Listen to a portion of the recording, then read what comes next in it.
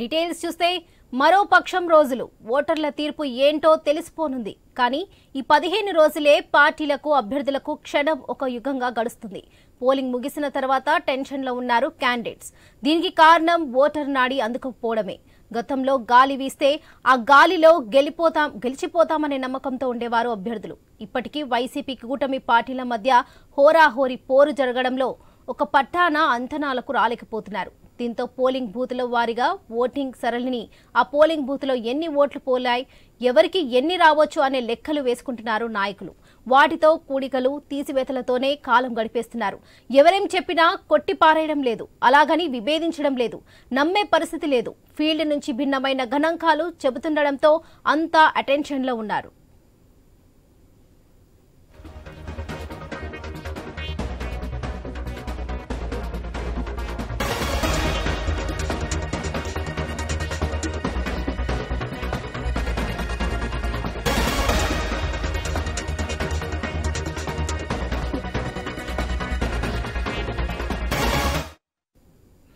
ఇప్పుడు ఉత్తరాంధ్ర వెళ్దాం. శ్రీకాకుళం, విజయనగరం, విశాఖపట్నం ఈ 3 నియోజకవర్గాల్లో 3 జిల్లాల్లో మొత్తం 34 అసెంబ్లీ స్థానాలు ఉన్నాయి. 2019లో జరిగిన ఎన్నికల్లో ఉత్తరాంధ్ర వైసీపీని ఆదుకుంది. 34లో 28 చోట్ల వైసీపీ గెలిచింది. ఒకప్పుడు టీడీపీకి ఆయు పట్టుగా ఉన్న ఉత్తరాంధ్రలో టీడీపీకి వచ్చిన సీట్లు 6. శ్రీకాకుళంలో 2, విశాఖ నగరంలో 4 సీట్లు తప్ప ఇంకెక్కడా పెద్దగా ప్రభావం చూపించలేదు టీడీపీ. ఇప్పుడు బీజేపీ, జనసేన కలిసి రావడంతో కూటమి గణనీయంగానే ప్రభావం చూపిస్తుందని పోలింగ్ కు ముందు ప్రచారం జరిగింది. పోలింగ్ తర్వాత కూడా అదే ఆశ నెలకొన్న పైకి పెద్దగా ఎవరు మాట్లాడటం లేదు. గెలుస్తామని చెబుతున్నారు, కానీ ఆ మాటల్లో బెదురు కనిపిస్తుంది. విశాఖను పరిపాలన రాజధానిగా ప్రకటించాక ఈ ప్రాంతంపై ఇంకా ఆశలు పెంచుకుంది వైసీపీ. అందుకే గతంలో వచ్చిన 28 సీట్ల కంటే ఎక్కువే వస్తాయని అనుకుంటుంది. ఒకవేళ తగ్గినా 1-2 తప్ప పెద్దగా తేడా ఉండబోదనే ధీమా వ్యక్తం చేస్తున్నారు వైసీపీ నేతలు.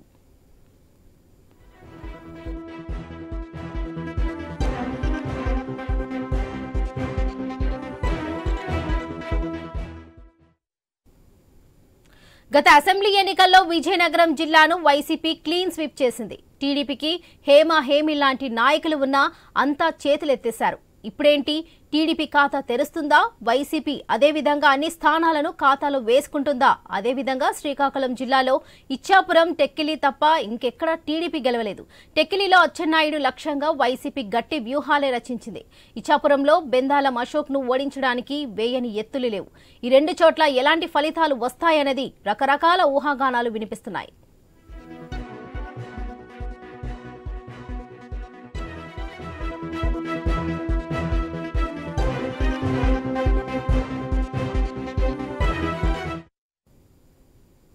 గత ఎన్నికల్లో విశాఖ జిల్లాలోని రూరల్ ప్రాంతాల్లో వైసీపీ పట్టు సాధించిన కీలకమైన విశాఖ నగరంలో మాత్రం సైకిల్ హవా సాగింది. నగరంలోని 4 నియోజకవర్గాలను టీడీపీ గెలుచుకుంది. Visakha south TDP MLA Vasupalli Ganesh Kumar తర్వాత వైసీపీ గూటికి చేరినా అక్కడ టీడీపీ క్యాడర్ బలంగా ఉండడంతో ఇప్పుడేంటి అన్నది ప్రశ్న. ఈ సీటును పొత్తులో భాగంగా జనసేనకు ఇచ్చారు.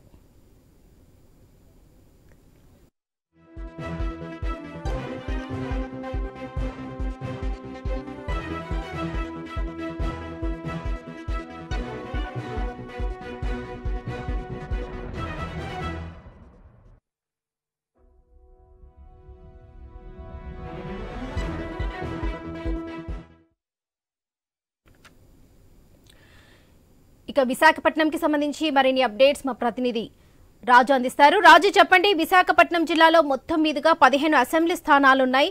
2019లో టీడీపీకి 4, వైసీపీకి 11 వచ్చాయి. మరి ఈ 4 కూడా వైజాగ్ సిటీలో వచ్చాయి కాబట్టి ఇక్కడ టీడీపీ గెలిచింది. మరి వైజాగ్ సిటీలో పట్టుందా లేదా వైసీపీకి? ఎస్ వరలక్ష్మి, 2024 సార్వత్రిక ఎన్నికలు అన్ని రాజకీయ పార్టీలకి చాలా కీలకమైన పరిస్థితులు ఏర్పడ్డాయి. ఈ నేపథ్యంలో జరిగినటువంటి పోలింగ్ సరళి కూడా అందరినీ ఆందోళన కలిగిస్తున్న పరిస్థితిని చూస్తున్నాం. గత వారం రోజుల క్రితం జరిగినటువంటి పోలింగ్ సరళి ఏదైతే ఉందో ఇదన్నీ కూడా అన్ని రాజకీయ పార్టీలకి అంతు చిక్కని పరిస్థితిని అయితే కలిగి ఉందని రాలోని పెద్ద పట్టణం అయినటువంటి విశాఖపట్నం జిల్లాకి సంబంధించి ఉన్నటువంటి ఏదైతే మొత్తం 15 అసెంబ్లీ స్థానాలు అదేవిధంగా 5 పార్లమెంటు స్థానాలు ఉన్నాయి. ఇందులో గత 2019 ఎన్నికల్లో చూసుకుంటే కేవలం విశాఖ సిటీకి సంబంధించి 4 నియోజకవర్గాలు టీడీపీ కైవసం చేసుకోవడం జరిగింది. మిగతా అన్ని చోట్ల కూడా వైఎస్ఆర్ కాంగ్రెస్ పార్టీ అయితే అధికారాన్ని చేపట్టడం జరిగింది. ఈ నేపథ్యంలో గతంలో 2019లో చూసుకుంటే ఒకవైపు జగన్ పాదయాత్ర, మరోవైపు రాజశేఖర రెడ్డి బిడ్డగా ప్రజలందరూ ఆశీర్వదించారు. అయితే 2019 తర్వాత వచ్చినటువంటి ఆ పరిణామాలు, అధికారంలోకి వచ్చినటువంటి జగన్మోహన్ రెడ్డి తీసుకున్నటువంటి కొన్ని నిర్ణయాలు, అదేవిధంగా కొన్ని అమలు చేసినటువంటి పథకాల మీద ఇప్పుడు 2024 ఎలక్షన్లకు అయితే పూర్తిగా వైసీపీ వెళ్ళడం అయితే జరిగింది. ఈ నేపథ్యంలో ఈ గత 5 ఏళ్లు చేసినటువంటి అభివృద్ధిని చూసి ఓటేయండి అని చెప్పి కూడా జగన్మోహన్ రెడ్డి అడగడం జరిగింది. ఇక్కడ ప్రధానంగా చూసుకుంటే ఎమ్మెల్యేలు, మంత్రులు పాత్ర కాకుండా కేవలం జగన్మోహన్ రెడ్డి సీఎంగా ఉన్నటువంటి జగన్మోహన్ రెడ్డిని చూసి మాత్రమే ఓట్లేయమని చెప్పి పరిస్థితి అయితే ఈరోజు కనిపిస్తున్న నేపథ్యంలో విశాఖపట్నానికి సంబంధించి కూడా ఇప్పుడు ఉన్నటువంటి పరిస్థితులు ఎలా ఉన్నాయనేది అయితే ప్రస్తుతం అయితే రాజకీయ పార్టీలకు కూడా అంతుపట్టని విధంగా ఉంది. ఎందుకంటే గతంలో విశాఖపట్నం మొత్తం కూడా టీడీపీకి కంచుకోటగా ఉంది. కానీ 2019లో వైఎస్ఆర్ కాంగ్రెస్ పార్టీ ఆ స్థానాలన్నింటినీ ఆక్రమించుకోవడం జరిగింది. ఈ నేపథ్యంలో జరిగినటువంటి 2024 పోలింగ్ సరళి కూడా అన్ని రాజకీయ పార్టీలని కూడా చాలా ఆందోళనకైతే గురి చేస్తుందని చెప్పుకోవచ్చు. ఎందుకంటే 2019 నుంచి 2024 వరకు కూడా అనేకమైన కార్యక్రమాల్లో ప్రభుత్వం ముందుకెళ్ళింది. అదేవిధంగా రాజకీయ కక్షలు కూడా పాల్పడిందని చెప్పి ప్రతిపక్షాలు అయితే ఆరోపణలు చేస్తాయి. ఈ నేపథ్యంలో చాలా మంది టీడీపీ నాయకుల్ని, ఇతర రాజకీయ పార్టీ నాయకులందరినీ కూడా అవినీతి ఆరోపణల కింద అరెస్టులు చేయడం, అర్ధరాత్రిలో అరెస్టులు చేయడం ప్రజల్లో కొంతవరకు అసంతృప్తి ఉందని చెప్పి ప్రతిపక్ష పార్టీలు అయితే ఆలోచనలు చేస్తున్న నేపథ్యంలో మరోవైపు వైఎస్ఆర్ కాంగ్రెస్ పార్టీ నాయకులు అయితే మాత్రం పూర్తి నమ్మకంతో ఉన్నారు. 2024 కూడా నియోజకవర్గాల్లో కూడా వైఎస్ఆర్ కాంగ్రెస్ పార్టీ గెలుస్తుంది అని చెప్పి వ్యక్తం చేస్తున్నప్పటికీ లోన వాళ్ళు కూడా బయలు ఉన్నట్టు తెలుస్తుంది. అంటే గతంతో పోల్చుకుంటే 2019 ఉన్నటువంటి పరిస్థితులకి 2024 పరిస్థితులకి చాలా భిన్నమైన పరిస్థితులు ప్రస్తుతం అయితే ఓటర్లు చూశారు. అదేవిధంగా ప్రజలు కూడా అనుభవించిన పరిస్థితులు ఉన్నాయి. ఈ నేపథ్యంలో జరిగినటువంటి ఈ 2024 ఎలక్షన్ల మీద అందరి దృష్టి పడింది. ముఖ్యంగా రాష్ట్రంలో అధికారంలోకి వచ్చే పార్టీ ఏదైతే ఉందంటే దానికి ఉత్తరాంధ్ర కీలకం కాబోతుంది. ఉత్తరాంధ్ర 3 జిల్లాలు కూడా డిసైడ్ ఫ్యాక్టరీగా మారబోతున్న నేపథ్యంలో వైఎస్ఆర్ కాంగ్రెస్ పార్టీ పూర్తిగా విశాఖపట్నం మీద అయితే ఆధారపడుతుందని చెప్పుకోవచ్చు.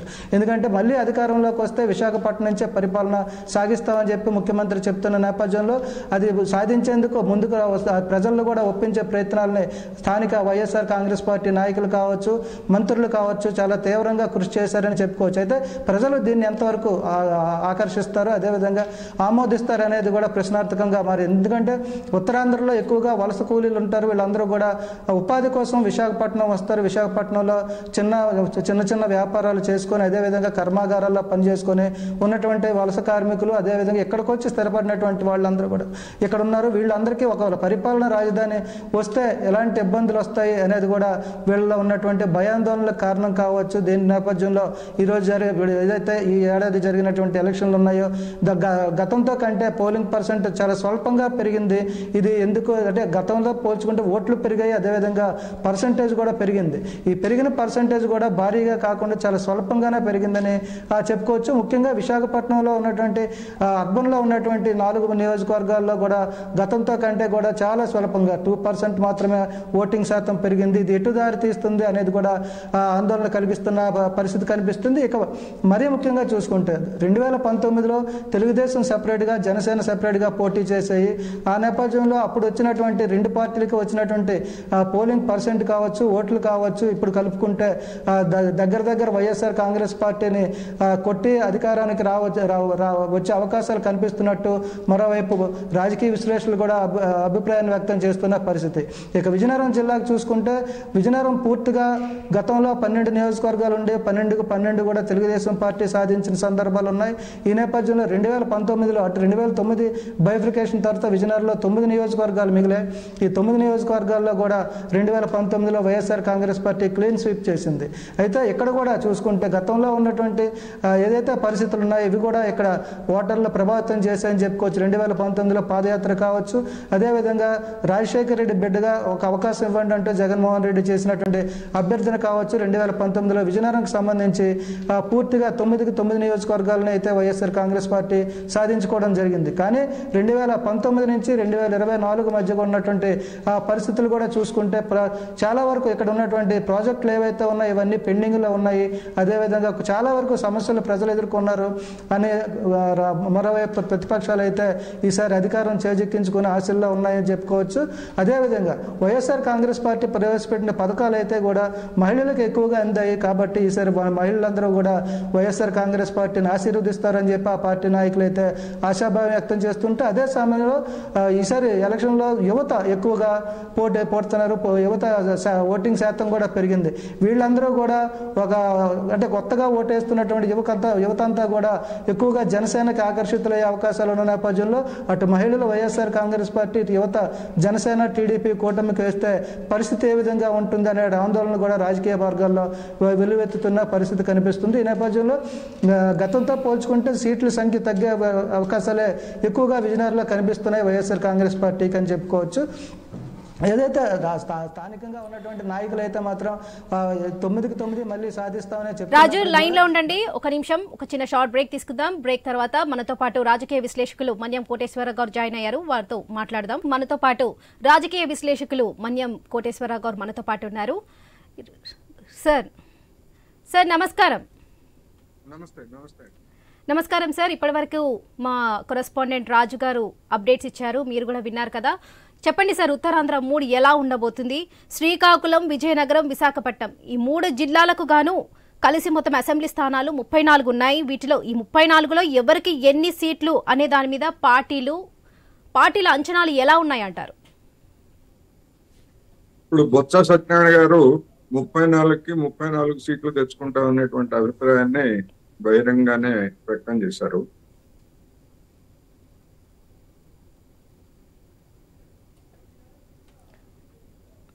సార్ మీ ఆడియో మ్యూట్ లో ఉందండి, ఒకసారి చూసుకోండి.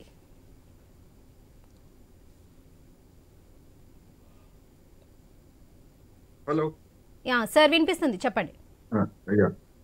మొత్తం 34కి 34 స్థానాలు మాకే వస్తాయని బొత్స సత్యనారాయణ గారు అప్పుడే ప్రకటించేశారని తెలిసింది మనకి.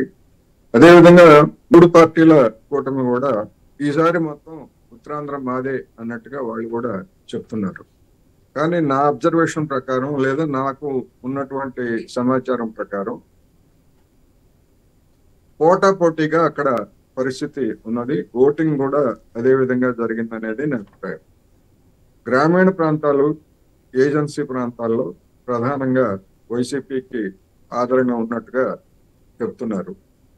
పట్టణ ప్రాంతాల్లో గతంలో అంటే విశాఖపట్నంలో గతంలో కూడా తెలుగుదేశం గెలిచింది. ఈసారి కూడా అదే విధమైనటువంటి జనసేన ఓట్లు కూడా పెరగటం.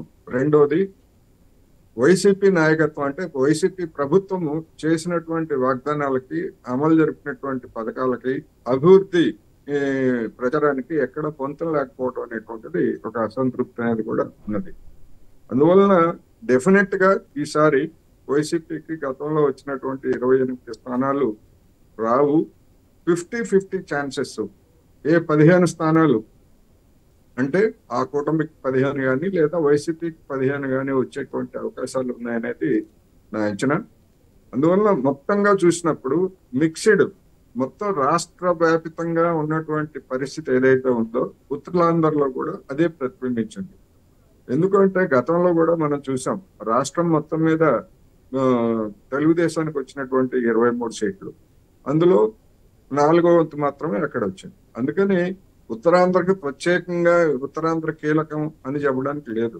గతంలో కూడా ఉత్తరాంధ్రలో అత్యధిక స్థానాలని వైసీపీ తెచ్చుకుంది. మిగిలినటువంటి ప్రాంతాల్లో కూడా అదే ట్రెండ్ కంటిన్యూ అయింది. అందువల్ల ఈసారి కూడా ఉత్తరాంధ్రలో ప్రత్యేకంగా యాంటీ ఇన్కంబెన్సీ అని చెప్పుకోవడానికి కూడా లేదు. ఎందుకంటే దాని మీద భిన్నమైనటువంటి వాదనలు ఉన్నాయి. ఓటింగ్ శాతం చూసినప్పటికీ రాష్ట్రంలో మిగతా చోట్ల ఎట్లయితే ఉన్నదో దానికి దగ్గరగానే ఉంది తప్ప అసాధారణ లేదా మరొక అపూర్వమైనటువంటి రీతిలో జరగలేదు కనుక రాష్ట్రం మొత్తం మీద కూడా చూసినప్పుడు 50-50 ఛాన్సెస్ రెండు అంటే వైసీపీకి 3 పార్టీల కూటమి ఉంటాయనేది నా అభిప్రాయం. ఉత్తరాంధ్ర కూడా దానికి భిన్నంగా ఉండదు, అదే పరిస్థితి ఉండొచ్చు అనేది నేను చెప్తాను. Yes, thank you sir. ఇప్పుడు మన రాజుతో మాట్లాడదాం. రాజు, ఇప్పటి వరకు మన రాజకీయ విశ్లేషకులు కోటేశ్వరరావు మాటలు విన్నారు కదా, దీన్ని బట్టి ఉత్తరాంధ్రలో 2019 మొత్తం నియోజకవర్గంలో 34 సీట్లలో వైసీపీకి 28 సీట్లు వచ్చాయి. సో టీడీపీలో 6 వచ్చాయి. ఇప్పుడు ఏమవుతుంది మరి? వైసీపీలో ఆ స్థాయి ఉంటుందా? టీడీపీలో ఒకప్పుడు టీడీపీకి ఉత్తరాంధ్ర పట్టున్న ప్రాంతంగా టీడీపీ ఉండే, అలాంటి టీడీపీలో 2019లో టీడీపీ ఓటమి పాలైంది. మరి ఇప్పుడు ఎలా ఉండబోతుంది అంటారు? ఎస్ వరలక్ష్మి, ఇప్పటివరకు చెప్పుకున్నట్టుగా చూసుకుంటే ఇక విశాఖపట్నంలో అర్బన్లో అయితే కంప్లీట్గా టీడీపీ అయితే గతంలో కూడా పట్టు సాధించింది. ఈ నేపథ్యంలో ఇప్పుడే అదే పరిస్థితులు కొనసాగే అవకాశాలు అయితే ఉన్నట్టుగా కూడా రాజకీయ విశ్లేషకులు చెప్తున్నారు. ఇక విజయనగరం సంబంధించి కూడా విజయనగరంలో కూడా 3 ఎస్టీ నియోజకవర్గం సంబంధించి కూడా ఏజెన్సీ ప్రాంతాలు ఉన్నాయి. ఏజెన్సీ ప్రాంతాలు అదేవిధంగా అరకు, పాడేరు, రంపచోడవరం, అలాగే శ్రీకాకుళం జిల్లాలో పాలకొండ, ఈ మొత్తం ఇవన్నీ కూడా 7 నియోజకవర్గాలు కూడా పూర్తిగా గిరిజన ప్రాంతాలు ఉన్నాయి. గిరిజన ప్రాంతాలన్నీ కూడా ఎప్పటిలాగే గతంలో టీడీపీకి, తర్వాత రాజశేఖర రెడ్డికి, తర్వాత ఇప్పుడు రాజశేఖర రెడ్డి బిడ్డగా వైఎస్ఆర్ కాంగ్రెస్ పార్టీకి అయితే అక్కడ ఎప్పుడు కూడా ఆదరణ ఉంటుందని చెప్పుకోవచ్చు. ఇదిగా విషయాన్ని ఇప్పటికే పలు సందర్భాల్లో రుజువు కూడా జరిగింది. ఎందుకంటే ఆ ఏజెన్సీ ప్రాంతాల్లో ఉన్నటువంటి అందరికీ కూడా, గిరిజనులందరికీ కూడా రాష్ట్ర వ్యాప్తంగా ఉన్నటువంటి రాజకీయాలతో ఇక్కడ పని ఉండదు. వాళ్ళ ప్రాంతంలో వాళ్ళు అనుకున్న వాళ్ళకే, మనసులో ముద్ర వేసుకున్న వాళ్ళకే ఓట్లు పడే అవకాశాలు ఉన్నాయి. అయినప్పటికీ కూడా అరకు పార్లమెంటుకు సంబంధించి కూడా పోలింగ్ పర్సంటేజ్ చాలా తక్కువగా నమోదైందని చెప్పుకోవచ్చు. ఈ నేపథ్యంలో వైఎస్ఆర్ కాంగ్రెస్ పార్టీ కూడా పూర్తిగా ఏజెన్సీ ప్రాంతాల్లోనే ఆశాభావం అయితే ఆశలన్నీ పెట్టుకున్నాయని చెప్పుకోవచ్చు. ఎందుకంటే ఖచ్చితంగా సాలిడ్గా గిరిజన ఓట్లన్నీ కూడా వైఎస్ఆర్ కాంగ్రెస్ పార్టీకి పడతాయి, మే ఏజెన్సీలో చేసినటువంటి అభివృద్ధి కూడా మమ్మల్ని కాపాడుతుందని చెప్పి వైఎస్ఆర్ కాంగ్రెస్ పార్టీ నేతలైతే ఇప్పటికీ ఆశాభావం వ్యక్తం చేస్తున్న పరిస్థితి కనిపిస్తుంది. ఇక విజయనగరం విషయానికి వస్తే గతంలో 9 నియోజకవర్గాల్లో కూడా వైఎస్ఆర్ కాంగ్రెస్ పార్టీ అధికారాన్ని చేపట్టింది. ఇప్పుడు కూడా అదే సాధిస్తామని చెప్పి ఆ జిల్లా మంత్రిగా ఉన్నటువంటి సీనియర్ మంత్రి బొత్స సత్యనారాయణ చెప్పడం కూడా జరుగుతుంది. అయినప్పటికీ కూడా గతంలో టీడీపీకి ఉన్నటువంటి పట్టున్న ప్రాంతాలన్నీ ఉన్నాయి. అక్కడ 2019లో స్వల్ప మెజార్టీతోనే వైఎస్ఆర్ కాంగ్రెస్ పార్టీ గెలిచిన నేపథ్యంలో ఈ ఎన్నికల్లో 2024 ఎన్నికల్లో తిరిగి టీడీపీ అయితే కొంతవరకు కొన్ని సీట్లు అయితే చేజిక్కించుకునే అవకాశాలు అయితే కనిపిస్తున్నాయి. ఇక శ్రీకాకుళం జిల్లాకు సంబంధించి అయితే 10 నియోజకవర్గాలు ఉన్నాయి. 10 నియోజకవర్గాల్లో కూడా 2019లో 2 నియోజకవర్గాలు అయితే టీడీపీ కైవసం చేసుకుంది. అదేవిధంగా శ్రీకాకుళం పార్లమెంట్ను కూడా టీడీపీ అయితే కైవసం చేసుకోవడం జరిగింది. ఈ నేపథ్యంలో ఆ పార్టీ టీడీపీ రాష్ట్ర అధ్యక్షుడిగా ఉన్నటువంటి కింజరాపు అచ్చెన్నాయుడు, అదేవిధంగా ఇచ్చాపురంకి సంబంధించి బెందలం అశోక్ వరుసగా గెలుస్తూ వస్తున్న పరిస్థితి అక్కడ చూస్తున్నాం. ఈసారి కూడా అక్కడైతే గెలుపు పక్కాగా అని చెప్పి టీడీపీ వర్గాలు చెప్తున్నాయి. వాటితో పాటు ఆమదాల వలస కావచ్చు, శ్రీకాకుళం సిటీకి సంబంధించి కానీ, అదేవిధంగా టెక్కలి పలాస నియోజకవర్గానికి సంబంధించి కూడా ఆశాభావం అయితే ఎక్కువ వ్యక్తం చేస్తుంది. ఆ గతంతో పోల్చుకుంటే తిరిగి టీడీపీ పూర్వవైభవాన్ని సాధించే అవకాశాలు ఎక్కువగా ఉన్నాయి అని చెప్పి కూడా శ్రీకాకుళం జిల్లా ప్రజలు కూడా ఆశాభావం వ్యక్తం చేస్తున్నారు. అదేవైపు మరోవైపు అక్కడ ఉన్నటువంటి మాజీ డిప్యూటీ సీఎం, అదేవిధంగా ప్రస్తుత మంత్రి కూడా ఉన్నారు. 2 మంత్రులు ఉన్నారు అక్కడ. పలాసలో సంబంధించి సీదిరి పప్పలరాజు, శ్రీకాకుళం సిటీకి సంబంధించి ధర్మాన ప్రసాదరావు మంత్రులు 2 ఉన్నారు. అయితే వీళ్ళు కూడా ఈసారి ఎలాగైనా మళ్ళీ కూడా 2019 రిజల్ట్నే తీసుకురావాలి, పూర్తి వైభవాన్ని తీసుకురావాలని చెప్పి ఎన్నికల్లో అయితే కృషి చేయడం జరిగింది. ఈ నేపథ్యంలో అదే సమయంలో టీడీపీ కూడా జనసేనతో, బీజేపీతో కలిసి ముందుకెళ్తూ గతంలో ఉన్నటువంటి అనుభవాలు ఏవైతే ఉన్నాయో వాటిలన్నింటినీ కూడా ఒకసారి పునరాలోచన చేసుకుంటే గతంలో చేసిన తప్పులు చేయకుండా మళ్ళీ అధికారాన్ని చేజెక్కించేందుకు ఏం చేయాలనే ప్రణాళికలతో ముందుకెళ్తున్న పరిస్థితి కనిపిస్తుంది. మొత్తంగా చూసుకుంటే ఉత్తరాంధ్రలో ఉన్నటువంటి విశాఖపట్నం, శ్రీకాకుళం, విజయనగరం జిల్లాల్లో సంబంధించి టీడీపీకి గతంలో ఉన్నటువంటి పట్టు ఏదైతే ఉందో అది ఇప్పుడు జనసేనతో కలిసి నడవడం వల్ల కూడా కొంత కలిసి వచ్చే అవకాశాలు కనిపిస్తున్నాయి. ఏజెన్సీ ఎప్పటిలాగే ఉండే పరిస్థితులు అయితే ఉన్నట్టుగా కూడా తెలుస్తుంది. ఏజెన్సీలో ఉన్నటువంటి నియోజకవర్గాలన్నింటిలో కూడా పూర్తిగా వైఎస్ఆర్ కాంగ్రెస్ పార్టీ పట్టు సాధిస్తుందని ఇప్పటికే పలు సందర్భాల్లో రుజువైంది. అదేవిధంగా ఇప్పుడున్నటువంటి ఎలక్షన్ సంబంధించి రాజకీయ విశ్లేషకులు కూడా అదే అనుమానాలని, అభిప్రాయాలను కూడా వ్యక్తం చేస్తున్న పరిస్థితి కనిపిస్తుంది. ఇప్పుడు సంబంధించి అర్బన్ ఓటింగ్ అయితే మాత్రం చీలిపోయే అవకాశాలు స్పష్టంగా కనిపిస్తున్నాయి. అటు వైఎస్ఆర్ కాంగ్రెస్ పార్టీ కావచ్చు, ఇటు టీడీపీ టీడీపీ జనసేన బీజేపీ కూటమి కావచ్చు ఓట్లను పంచుకునే పరిస్థితులు ఎక్కువగా కనిపిస్తున్న నేపథ్యంలో ఎవరి గెలుపు కూడా అంత ఈజీ కాదు, టఫ్ ఫైటే ఉంటుందని చెప్పి కూడా మరోవైపు రాజకీయ విశ్లేషకుల అభిప్రాయాన్ని కూడా చూస్తున్నాం. అదేవిధంగా ఇప్పుడు ఉన్నటువంటి ఈ 3 జిల్లాలకు సంబంధించినటువంటి ప్రచారాన్ని కూడా చాలా ఉత్కంఠను రేపుతున్న పరిస్థితి కనిపిస్తుంది. గత ఎన్నికలతో పోల్చుకుంటే గత ఎన్నికల్లో ఏ పార్టీకి ఎన్ని సీట్లు వస్తాయి, లేదంటే ఎవరు ఎంతగా ప్రజలను ప్రభావితం చేశారు అనేది ఒక అంచనాలు అయితే ఉన్నాయి. కానీ 2024 ఎలక్షన్కి సంబంధించి అంచనాలు ఎవరికి అంతుపట్టుగా ఉన్నాయి. ఓటరు నాడి ఎప్పటికీ కూడా ఎవరికి అంతు చెక్కిన పరిస్థితులు అయితే ఉత్తరాంధ్ర జిల్లాలో కనిపిస్తున్నాయని చెప్పుకోవచ్చు. వరలక్ష్మి. ఎస్ రాజు, లైన్లో ఉండండి. మనతో పాటు కోటేశ్వర్ గారు చెప్పండి, ప్రధాన పార్టీలు ఎందుకు సైలెంట్గా ఉన్నాయి? మాదే గెలుపని ఎందుకు ధైర్యంగా చెప్పట్లేదంటారు? ప్రధాన పార్టీలు సైలెంట్ గా ఉండటానికి కారణం ప్రజల్లో ఓటర్లలో వచ్చినటువంటి మార్పు ఒకటైతే, గతంలో తెలుగుదేశం పార్టీ అదేవిధంగా బీజేపీ జనసేన మూడు పార్టీలుగా, అదేవిధంగా జనసేనతో కలిసి వామపక్షాలు ఇవన్నీ కూడా కలిసి పోటీ చేశాయి. ఈసారి జనసేన తెలుగుదేశం బీజేపీ ఒకటిగా పోటీ చేయటం అనేటువంటిది ఒక ఫ్యాక్టర్. అందువలన వాళ్ళు ఎంత బలం పెరిగిందనుకున్నా, ఒకవేళ పెరిగిందా లేదా అనే దాన్ని పక్కన పెట్టినప్పటికీ, ఆ ఓటింగ్ శాతాలు నిలుపుకున్నప్పటికీ మార్జిన్ తక్కువగా గెలిచినటువంటి చోట్ల వైసీపీకి తీవ్రమైనటువంటి రాజకీయ ప్రతిఘటన అనేటువంటిది ఉండదు.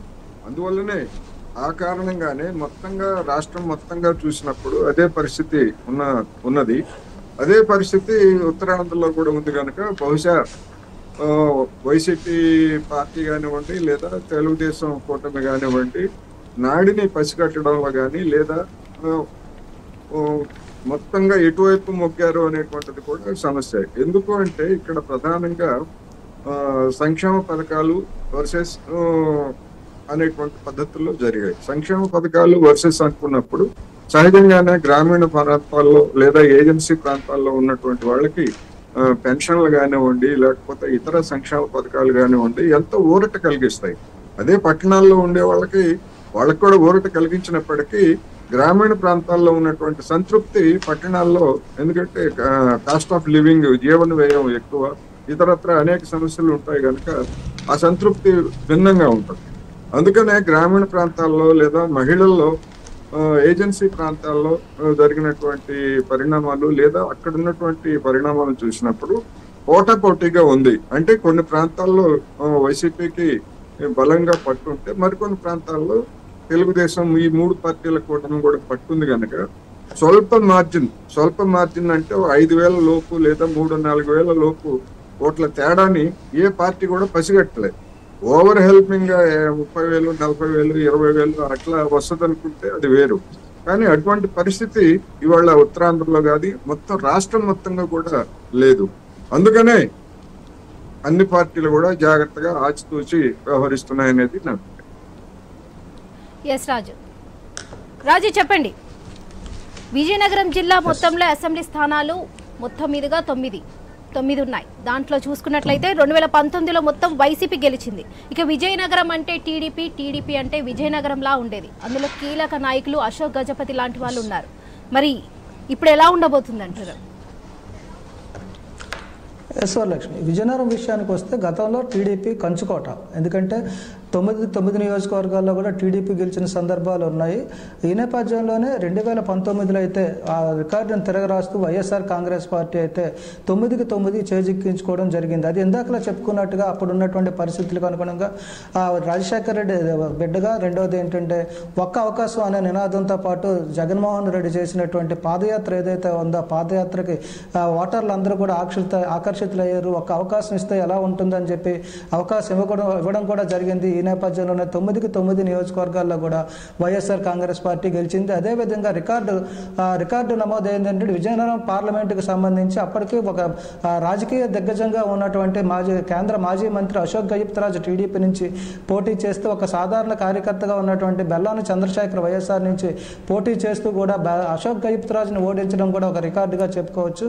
ఇలాంటి పరిస్థితుల్లో 2019లో మనం చూసాం. అయితే 2024 విషయానికి వస్తే ఏదైతే 2019లో తెలుగుదేశం పార్టీ కొన్ని సీట్లు కేటాయించడంలో చేసిన తప్పులు ఉన్నాయి, దానివల్ల ఓటమి చెందామని చెప్పి తర్వాత ఆ పార్టీ నాయకులు అయితే పోస్ట్ మార్టం నిర్వహించుకోవడం జరిగింది. దానికి తగ్గట్టుగా కూడా ముందుకు వెళ్ళడం జరిగింది. అయితే 2019 నుంచి 2024 మధ్యలో గత 2.5 సంవత్సరాలుగా చూసుకుంటే తెలుగుదేశం పార్టీ శ్రేణులందరూ కూడా నిస్తేజంగా ఉన్నారు. తర్వాత కాలంలో అలాగా క్రమక్రమంగా మళ్ళీ రోడ్ల మీదకి రావడం అయితే చూస్తున్న పరిస్థితులు విజయనగరం జిల్లా ప్రజలు చూశారు. ఈ నేపథ్యంలో కేడర్ కొంత నిరుత్సాహంగా ఉన్నప్పటికీ కూడా 2024లో జీవన్ మరణ సమస్య తెలుగుదేశం పార్టీకి కావచ్చు, జనసేన పార్టీకి కావచ్చు, ఇది ఒక జీవన్ మరణ సమస్యగా చెప్పుకోవచ్చు. కాబట్టి 2024 సాయి శక్తుల మొత్తం ఎఫర్ట్ అంతా పెట్టి కూడా ఎలక్షన్లకు అయితే వెళ్ళడం జరిగింది. ఈ నేపథ్యంలో కొన్ని సంచలనాత్మకమైన నిర్ణయాలు తీసుకొని క్యాండిడేట్లు కూడా మార్చడం జరిగింది. ఎందుకంటే చీపురుపల్లి విషయానికి వస్తే చీపురుపల్లిలో వరుసగా గెలుస్తూ వస్తున్నటువంటి బొత్స సత్యనారాయణ ఈసారి ఎలాగైనా కొట్టాలి అని చెప్పి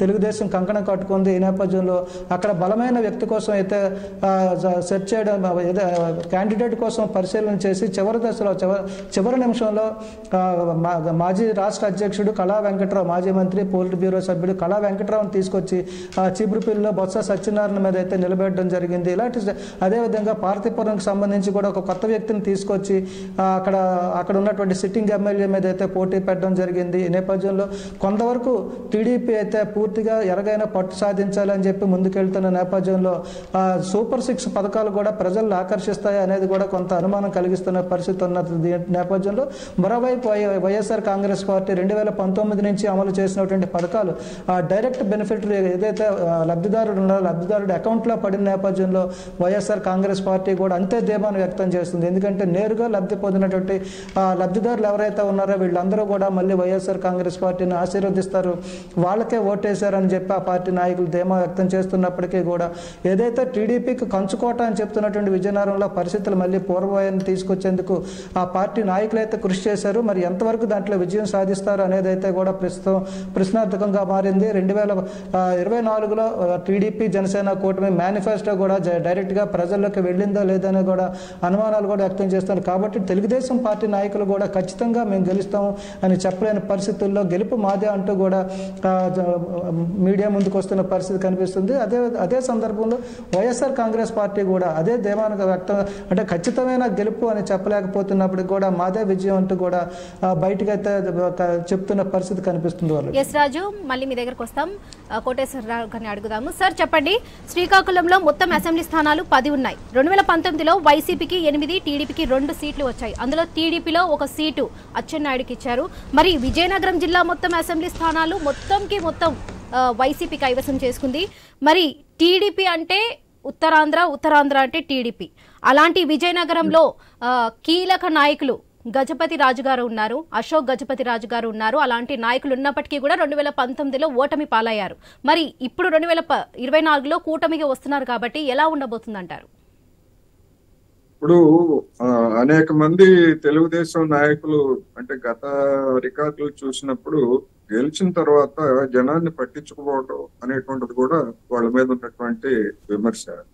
అదేవిధంగా కొన్ని సామాజిక సమీకరణ రీత్యా కానివ్వండి లేదా కొన్ని వ్యూహాత్మకమైనటువంటి తప్పిదాలు కూడా తెలుగుదేశం హయాంలో గతంలో జరిగాయి. అయినప్పటికీ తెలుగుదేశం రెండోది వైసీపీ అనుసరించినటువంటి గత 5 సంవత్సరాల్లో వైసీపీ అనుసరించినటువంటి ఒక ప్రధానమైనటువంటి రాజకీయ ఎత్తుగడ ఏంటంటే ఉత్తరాంధ్ర అనేటువంటిది బీసీ జనాభా ఎక్కువగా, బీసీ సామాజిక తరగతులు ఎక్కువగా ఉన్నారు. ఆ బీసీ సామాజిక తరగతులకి తెలుగుదేశానికి మొదటి నుంచి కూడా పట్టుబొమ్మలుగా ఉంది.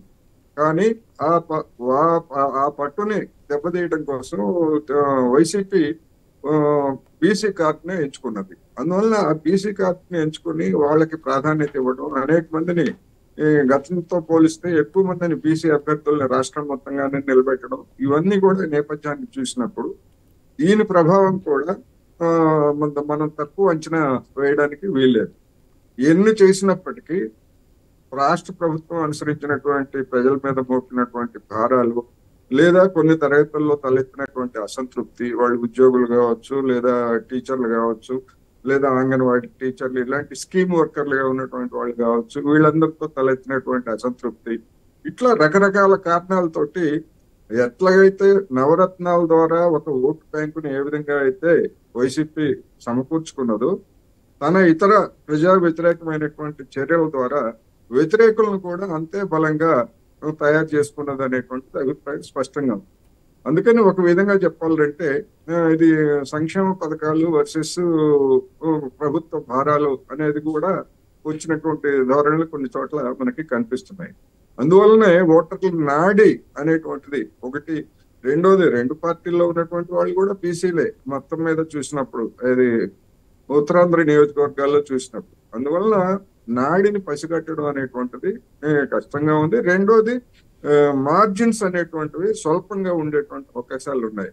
ఇప్పుడు ఓటర్లు కొత్తగా యువతరం ఓటర్లు వచ్చినా, లేకపోతే మహిళలు వచ్చినా, మహిళలు వేరు, యువతరం ఓటర్లు వచ్చినంత మాత్రాన్ని యువతరం అన్ని పార్టీలకి యువత అభిమానులు ఉంటారు. అందువలన మొత్తంగా ఉత్తరాంధ్ర చూసుకున్నప్పుడు యువతకు ప్రత్యేకంగా ఉపాధి కల్పించింది ఏం లేదు. ఉదాహరణకి శ్రీకాకుళం లేకపోతే విజయనగరం జిల్లాల నుంచి అనేక మంది వలసలు వెళ్తాం అనేటువంటిది ఇప్పటికీ కొనసాగుతూనే ఉంది. గతంలో తెలుగుదేశం హయాంలో అదే కొనసాగింది, ఇప్పుడు గడిచినటువంటి 5 సంవత్సరాల్లో కూడా అలాగే ఉంది. అందువలన ప్రత్యేకంగా యూత్ ఎఫెక్ట్ అనేటువంటిది కాకుండా మొత్తంగానే అన్ని తరగతుల ఎఫెక్ట్ కూడా ఈ ఎన్నికల్లో పనిచేస్తుంది. అందుకనే ఒక అనూహ్యమైనటువంటి పరిస్థితి ఏర్పడిందని మనం చెప్పుకోవచ్చు. రైట్. థ్యాంక్ యూ కోటేశ్వరరావు గారు.